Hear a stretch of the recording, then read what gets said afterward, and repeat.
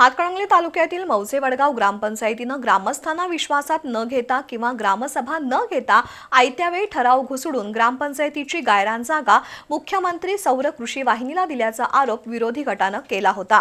त्यावर आज सत्ताधारी गटानं खुलासा केलाय। सौर कृषी योजनेला जागा देण्याचा निर्णय ग्रामपंचायतीनं ग्रामसभेमध्येच बहुमतानं मंजूर केलाय। तसंच या योजनेचा फायदा शेतकऱ्यांना दिवसा वीज मिळण्यात होणार आहे। त्यामुळे याबाबतचं वृत्त निखालस खोटं आणि दिशाभूल करणारा असल्याचा खुलासा उपसरपंच स्वप्नील चौगले यांनी केलाय।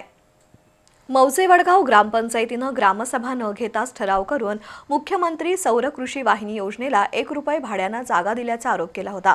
मात्र हा आरोप पूर्णपणे खोटा असल्याचं ग्रामपंचायत सदस्यांनी आज कागदपत्रांसह दाखवून दिलं। 13 जानेवारी 2025 रोजी ग्रामसभा घेऊन 126 विरुद्ध 2 मतांनी जागा देण्याचा ठराव मंजूर केला आहे, असं उपसरपंच स्वप्नील चौगले यांनी सांगितलं।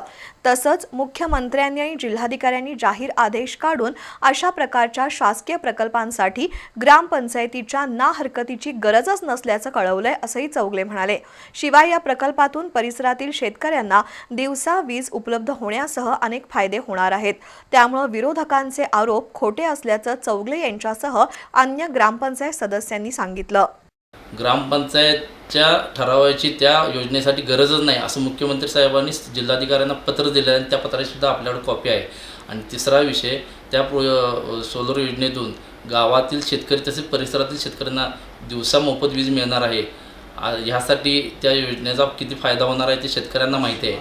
512 गट नंबरमध्ये कलेक्टर साहेबांनी आदेश केलेला असताना सुद्धा आम्ही कलेक्टर साहेबांना विनंती करून गट बदलून देण्याची विनंती केल्यानंतर त्यांनी त्या 2 गटाची निवड केली आणि तो प्रोजेक्ट त्यांनी त्या ठिकाणी राबवलेला आहे।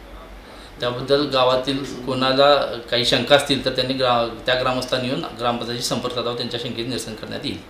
या प्रकल्पाबाबत कोणतीही शंका असल्यास ग्रामस्थांनी ग्रामपंचायतीशी संपर्क साधण्याचं आवाहनही चौगले यांनी केलंय। यावेळी ग्रामपंचायत सदस्य सुनील खारे पाटणे, सुरेश कामरे, रघुनाथ बोरड उपस्थित होते।